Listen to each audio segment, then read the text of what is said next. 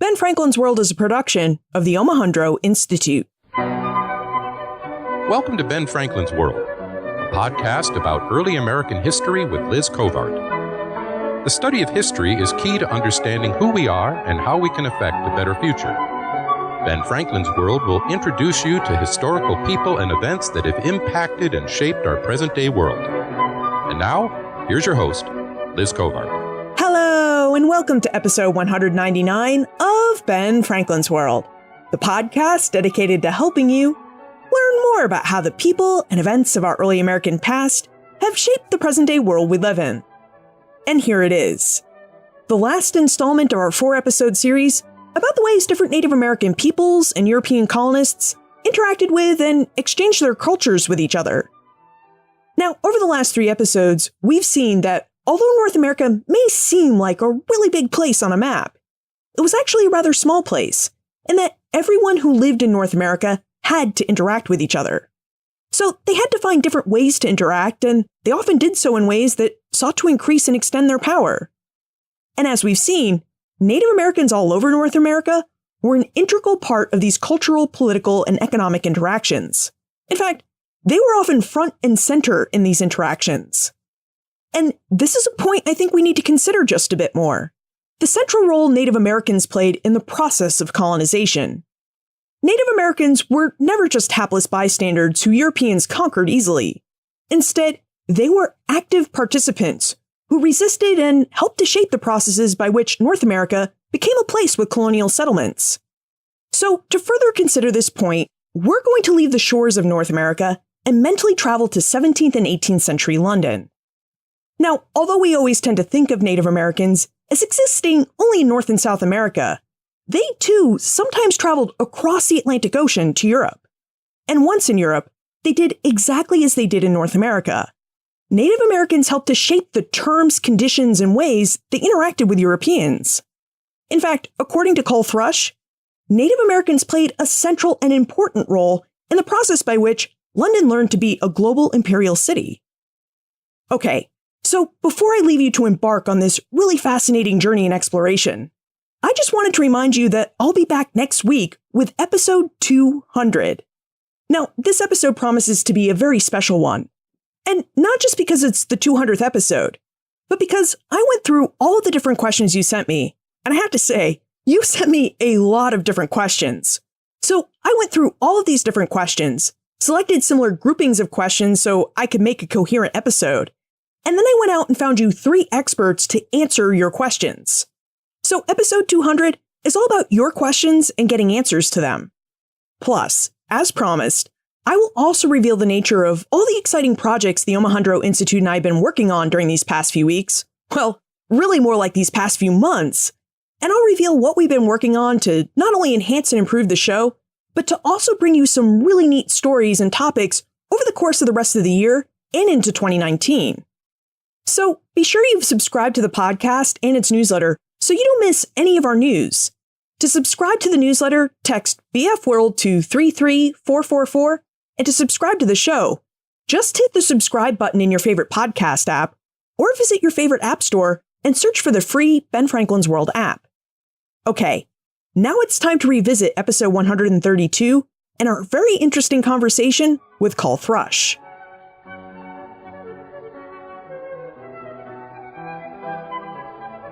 When we explore early American history, we often look at people who lived in and the events that took place in North America. But European metropoles were central to the history of early America as early as 1492. So too were Native American peoples. So today, we're going to explore early American history through a slightly different lens. We're going to look at interactions between Native Americans and the people of London. Because you see, interactions between Native Americans and Europeans didn't just take place in North America. They took place in London, too. Coll Thrush, an associate professor of history at the University of British Columbia, Vancouver, and author of Indigenous London, Native Travelers at the Heart of the Empire, will serve as our guide for this exploration. And during this exploration, Coll reveals when and why Native Americans started to visit London, how Londoners expected Native Americans to act, and what Native Americans thought of London and Londoners, and how Coll went about uncovering and recovering the voices of early American travelers to London. I think this is going to be a great adventure. So, are you ready to voyage back in time and across the Atlantic? Let's go meet our guest historian. With tidings and wisdom to share about our early American past, here is this week's special guest. Our guest is an associate professor of history at the University of British Columbia, Vancouver. He's an expert in Indigenous history, and today he joins us to discuss details from his most recent book, Indigenous London, Native Travelers at the Heart of the Empire. Welcome to Ben Franklin's World, Coll Thrush. Yeah, thank you. Thanks for having me. And we're glad you could join us, Coll, because your historical research offers such a fascinating viewpoint. When we think about Native American and European interactions, we tend to think of them as only taking place in North America. However, as Coll points out in his book, Indigenous London, there were many interactions that took place between Native Americans and Europeans in Europe. So, Coll, would you tell us when and why Native Americans started visiting London? Well, the quick answer to that is earlier than you'd expect and for more reasons than you'd imagine. So going back to really as early as 1501 and 1502, there are Indigenous presences in London. 3 men who were probably Inuit were seen in Westminster Palace in those years, and that's only 10 years after Columbus. So this goes back earlier than really English colonialism in many ways. They came for a whole host of reasons. I think most people assume that they would have come primarily as captives, and that's true in the 16th and early 17th century, certainly. But by the 18th century, Indigenous people from North America are coming as diplomatic delegates to London and to the Crown. And by the 19th century, people are coming as performers as well as activists. So there's a real range of experiences that people have in the city. That really is much earlier than we'd expect. 1501 and 1502. So who were the travelers who went to London? Were most of them men, or did women travel too? Overwhelmingly, we're talking about male travelers. There are some very well-known female exceptions to that, people like Pocahontas, for example, or an Ojibwe activist named Nani Bawigwe or Catherine Sutton, who comes in the 1860s. But by and large, these are mostly male expeditions. And what was it like for these early Native American travelers to make their way to London? What was their voyage like? Well, one of the interesting things about the sources is that we often don't have a lot about the voyage itself. We just have information about their time in London. But one of the things that really comes across with a lot of the visitors to London is a sense of being overwhelmed with the city, I would say, but not in a way that was any different from how Londoners themselves were overwhelmed with the city. The city itself is kind of the problem here. The city is this very chaotic, dirty, unequal kind of place, and Indigenous visitors really pick up on that very quickly, and that comes across. And I guess one of the things I really tried to highlight in the book is this idea of linked worlds, the idea of Indigenous worlds incorporating London and London incorporating Indigenous worlds at the same time. So I really talk a lot about the kind of mixing and hybridity of these spaces that Indigenous people are moving through.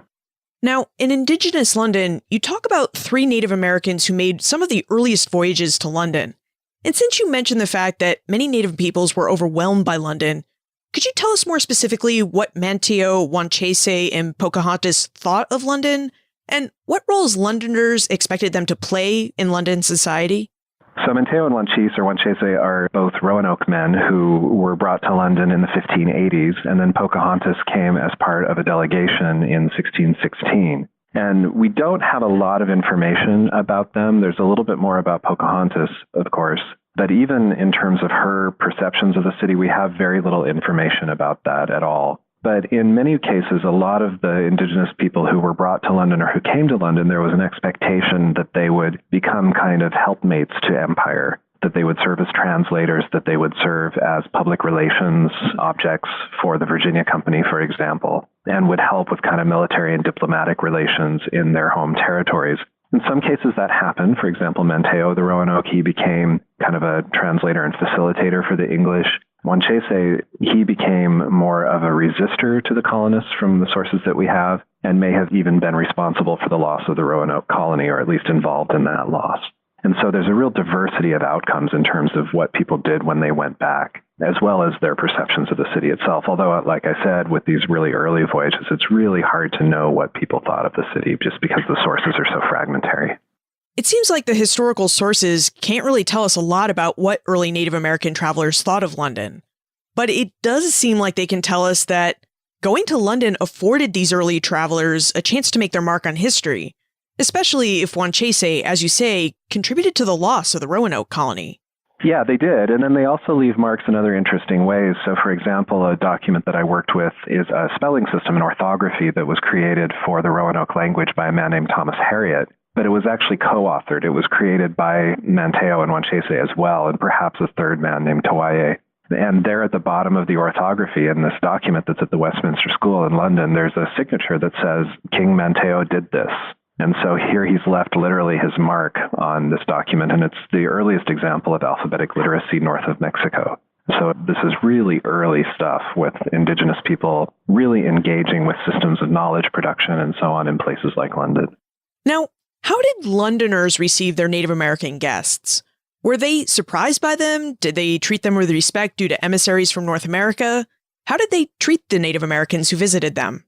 Again, the answer is diversity. Overwhelmingly, the accounts of Indigenous visitors to London talk about massive crowds of people just following them around and trying to even break into their lodgings to look at them. And the sense of British fascination with the new and the novel and so on. A lot of fascination with both the idea of the noble savage as well as just plain savage. And so sometimes you see incredibly racist poems and songs written about visitors. Other times, though, people who are brought are seen very much as nobility.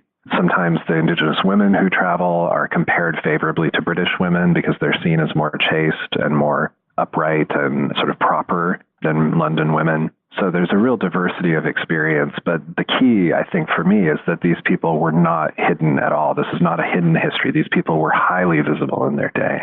You mentioned the idea of the noble savage, and I wonder if you would tell us more about it, because it often appears in literature about Native Americans.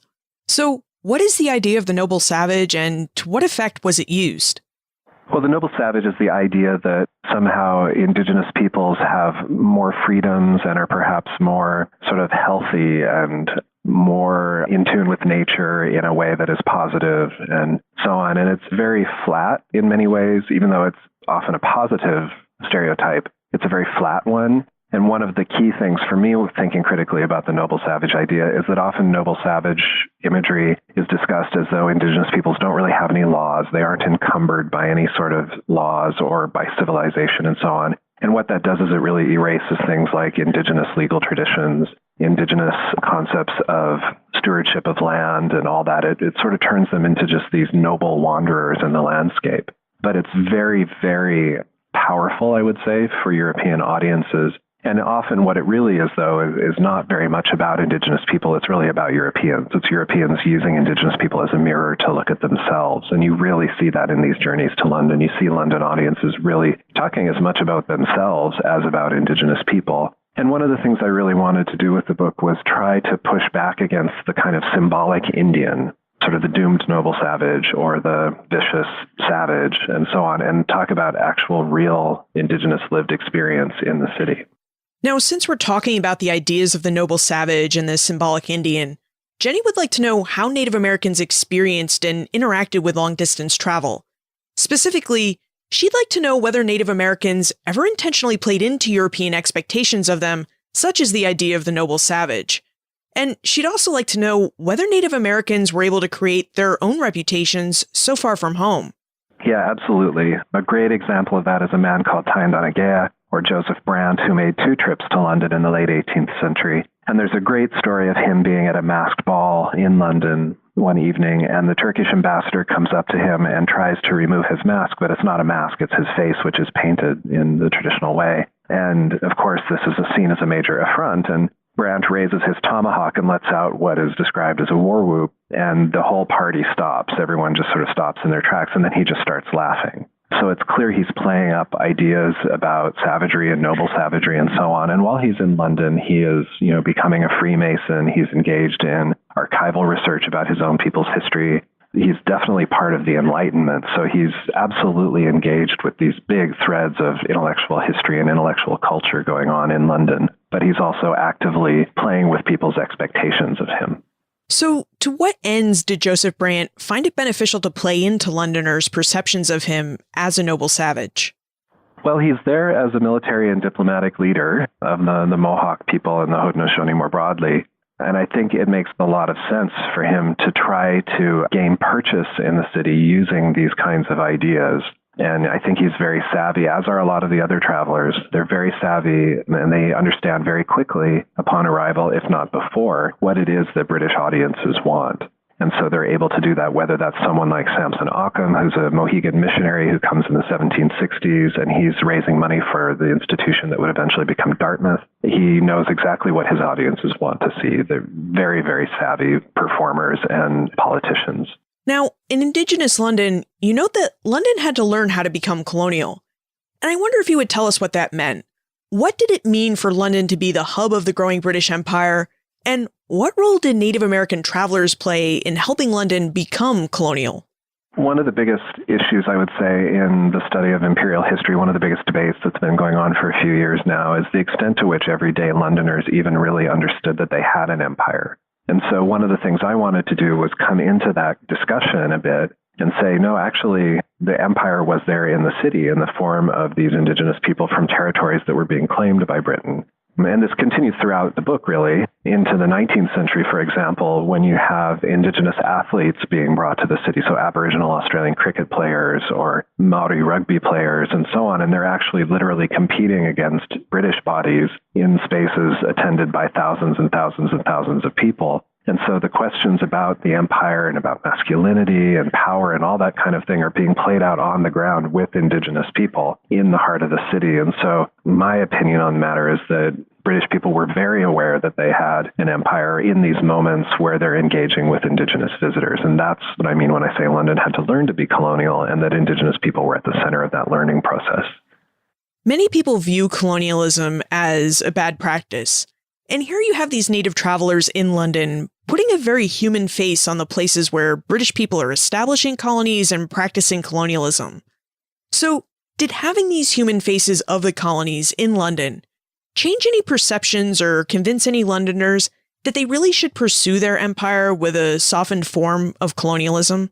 That's a really great question. It's a really big question.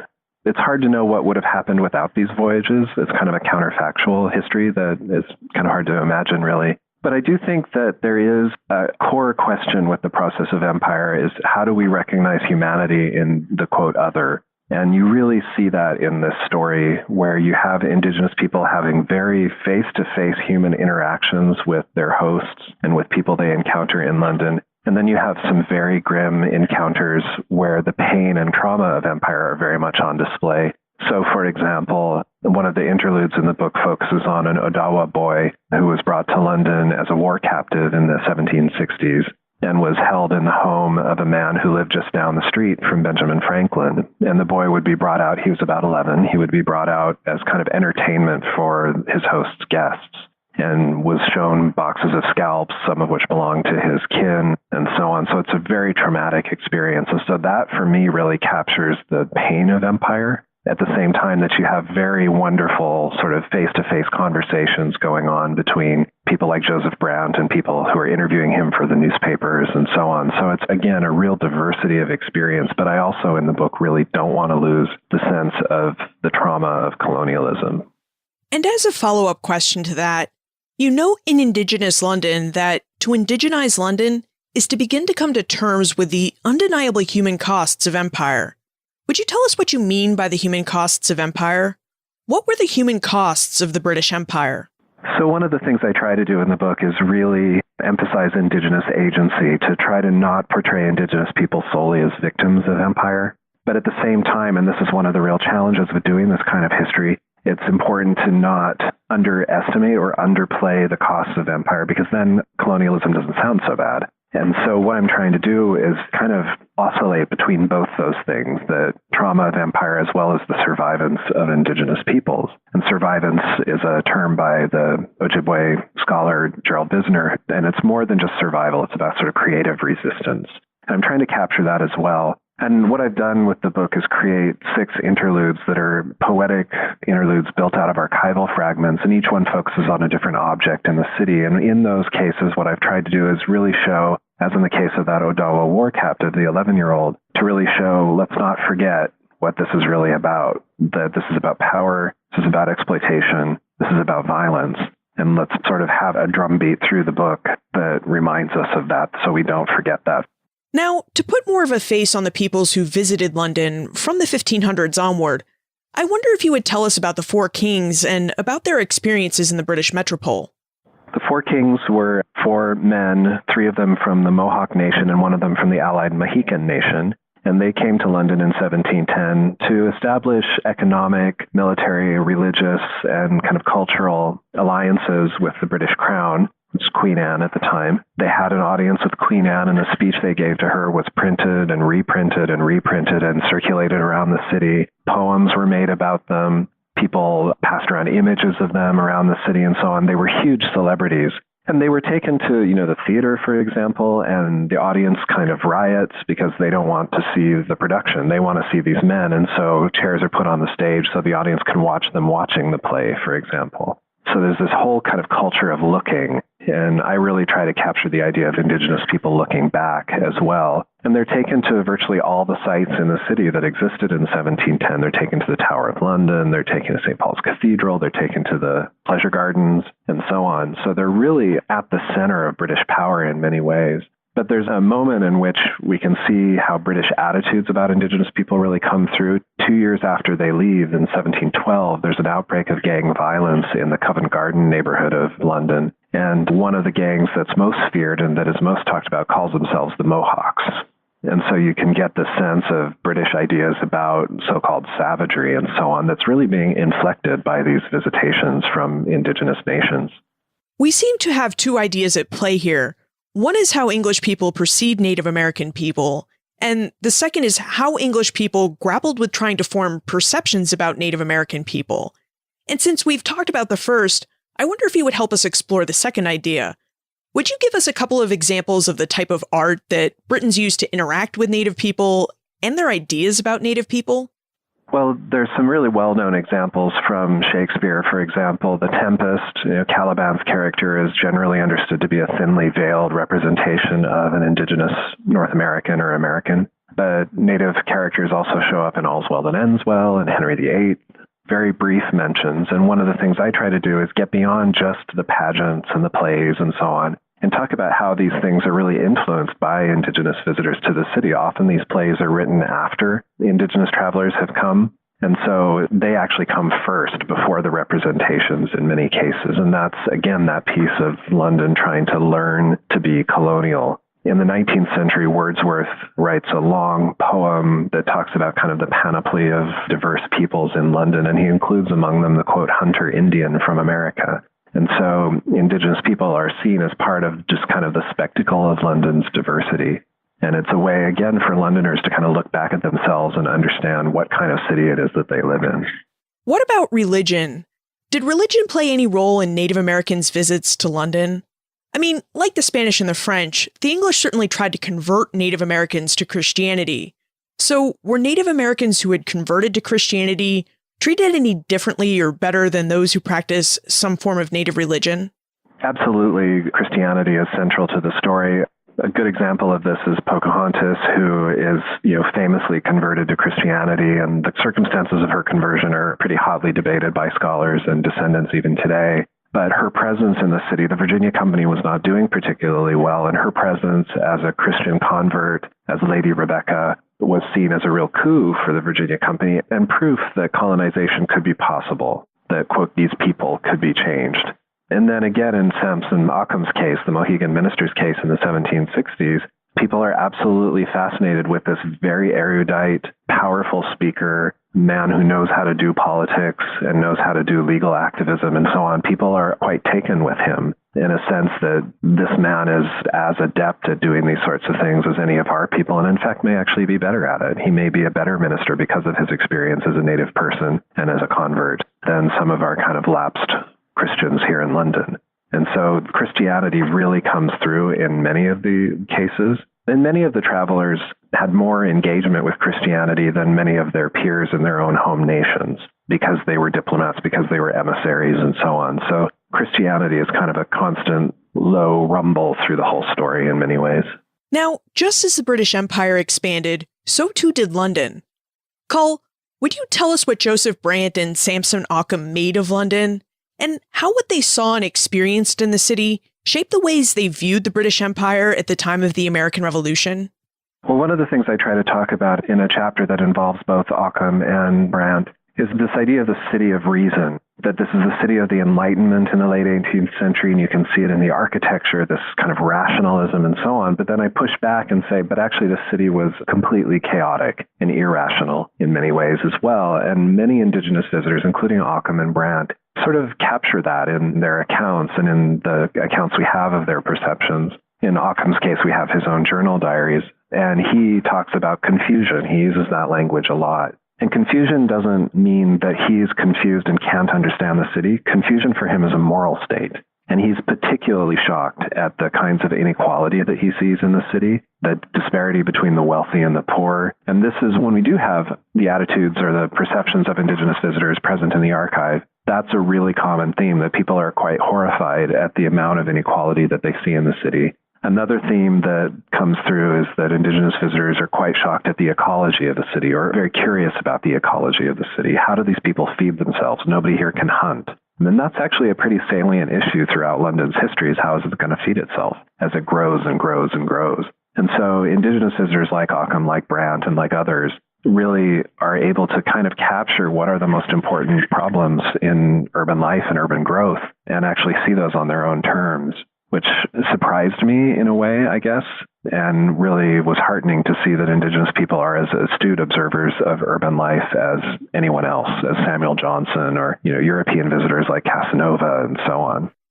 Many Europeans went to North America with the idea that they were going to settle there and establish colonies. And in many cases, establishing colonies meant pushing Native Americans from their lands. So I wonder, did Native Americans ever travel to London with similar ideas? Did they go there with the idea that they might stay and establish their own community or colony? To a large extent, no. It's not like you go to Whitechapel today and that's where you get, the best Cherokee food in the world. There aren't these kinds of indigenous enclaves in the city. And there are a lot of reasons for that. I think it has to do with people's connections to their homelands, the marginalization that people experience in the settler colonial states like the U.S. There are a whole host of reasons, I think, for why there aren't those diasporic communities in London. There is one exception to that, though, that today there are several hundred Maori people from New Zealand who live in London and have a really strong sense of community. They call themselves Ngāti which means the tribe of London. And so there is a significant Maori community there today. But there are lots of Indigenous travelers who move through, even in the present, artists, performers, activists, and so on, who come through the city and often are connecting with these deeper histories of Indigenous travelers who came in centuries past. Why do you think it's important for us to recover the stories of Native travelers to London? I mean, what do their visits really reveal about early American history and about the early days of the British Empire? Well, when we think about the nature of empire, there's sort of a triangle that we tend to talk about. The triangle of the metropole, meaning a place like London, the sort of the settler, and then the, quote, native. And scholars, I would say, have really successfully looked at the relationship between settlers and the metropole and between settlers and native people, but very few people have looked at the relationship between native people and the metropole and the center of empire. That's an area of scholarship that's still just starting to open up with books like Jace Weaver's The Red Atlantic, for example. And so people are just now starting to ask this question about what about Indigenous peoples outside of traditional territories, Indigenous travelers, Indigenous cosmopolitans, Indigenous whalers, and so on, who are traveling the networks of this growing Atlantic world. What about them? How might that shift our story a little bit? And one of the things that is, I think, really important in that process is that it moves Indigenous people out of kind of a static past, and it moves them into the colonial present in ways that I think are really important. This semester, I'm teaching a colonial U.S. history course, and it's really typical, I think, in the way those courses are set up, that Indigenous people appear early in the course, and then they kind of disappear as the course develops toward the American Revolution. And what I've tried to do is really flip that around. And I think this book does something kind of similar to that in the sense that Indigenous people never disappear in this book.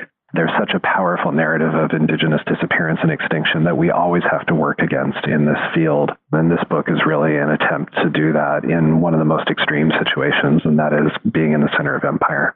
Speaking of flipping things around, what do you think descendant communities of early Native travelers think about the voyages and experiences of their ancestors? Well, a lot of descendant communities do think about these travelers and do see them as ancestors. A good example of this is another Mohegan traveler named Mahomet Wainaman, who came to London in 1736 and died of smallpox before he could present a land petition to the king. In 2006, the Mohegan tribe unveiled a monument to him in the grounds of Southwark Cathedral and then presented the land petition to the Queen. And in fact, she pulled back the rope to unveil this monument. And so it was a really good example. And the people I talked to about this, they talked about 270 years of time just collapsing into a single moment as they sang honor songs coming into the cathedral for this man. Another example, an Inuit baby who was captured in the 1570s and put on display in a tavern in London and then died quite quickly and was buried at St. Olaf Hart Street. In 2013, the Tahltan performance artist and scholar Peter Moran and I did a sort of intervention ceremony, I guess you could call it, at that church for the baby. And so for him, the way he expressed it, he said, "This baby is one of my ancestors as a traveler to London." And that's a really common pattern that I hear, that people see these people as kind of their ancestors. This summer, I also took a class to London. It was called In Search of Indigenous London, and I brought 8 students to the city for 2 weeks, and most of the students were Indigenous. And for them, they also saw themselves then as part of this longer history of Indigenous travel to the city as we engaged with the places these people had been and went to Pocahontas' gravesite and looked at documents from the Four Kings and so on. They really saw themselves as part of a longer genealogy. You just mentioned documents left by the Four Kings, and yet we don't tend to think of Native Americans as leaving behind written historical records. So would you tell us how you went about uncovering and recovering the stories of the early Indigenous peoples who voyaged to London? One of the most challenging things with this project, as it suggests in your question, is trying to find first-person accounts of Indigenous travelers. And the first one of those that we see is, again, Samson Akamai in the 1760s, where we have his own journals of his time there. Prior to that, and sometimes after that as well, it's a matter of kind of reading between the lines of a lot of ventriloquism, of words put into the mouths of Indigenous people, and just trying to be honest about that in my writing, to say, well, this seems to be what they thought of what they were doing. Sometimes we do have accounts of people talking about after they return home about what they thought about London, and then seeking also to parlay that experience in London into additional kind of social and political capital when they get home. Really good example of that is the Cherokee leader Adgal Gullah, who comes to London in the 1730s and then uses that to kind of increase his clout back home when he returns. But in general, it is a real challenge to get at first-person voices. And so it's a matter of reading between the lines, but we can see lots of clues. So, for example, the agreements that the Four Kings signed when they were in London in 1710 include at the bottom, they don't include signatures in English, they include their clan totems. So 2 wolves, a bear, and a turtle. And that really, to me, speaks to there are Indigenous political systems, ideas, and so on that are being brought into London, and London is being kind of incorporated into these worldviews. So it's a really challenging process to do this writing, but it involves a lot of creativity and also listening to Indigenous scholars who are talking about these systems of belief and political systems and so on, and building off of their work to try to inflect the story. Let's move into the time warp. This is a fun segment of the show where we ask you a hypothetical history question about what might have happened if something had occurred differently or if someone had acted differently.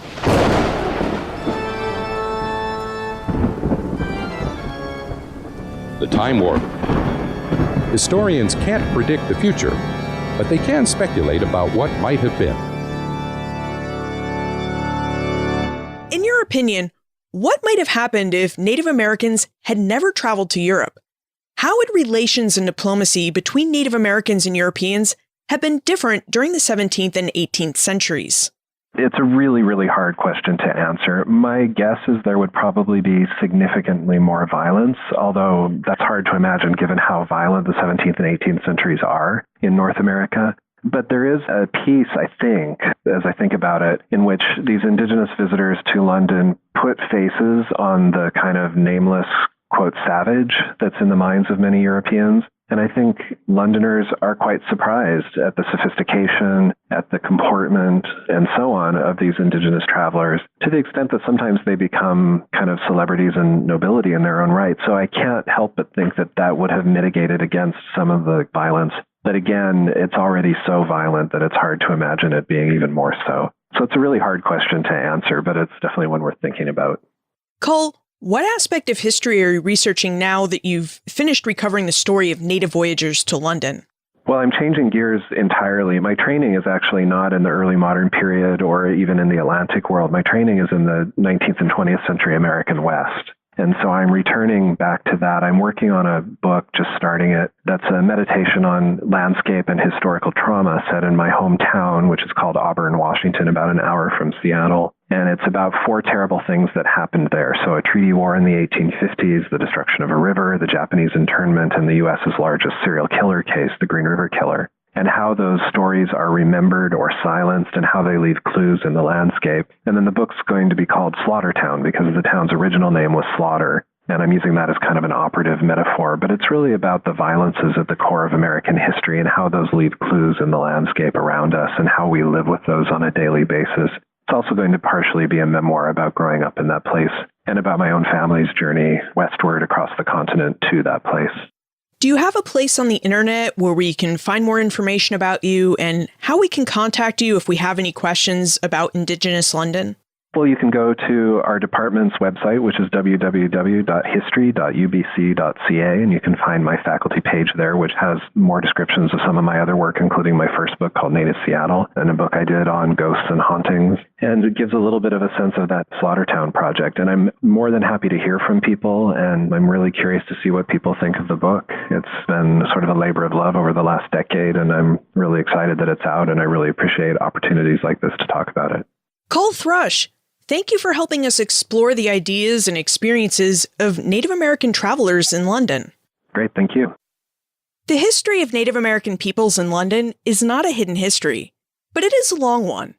It's a history that starts in the early 1500s when Native Americans started visiting England for a whole host of reasons.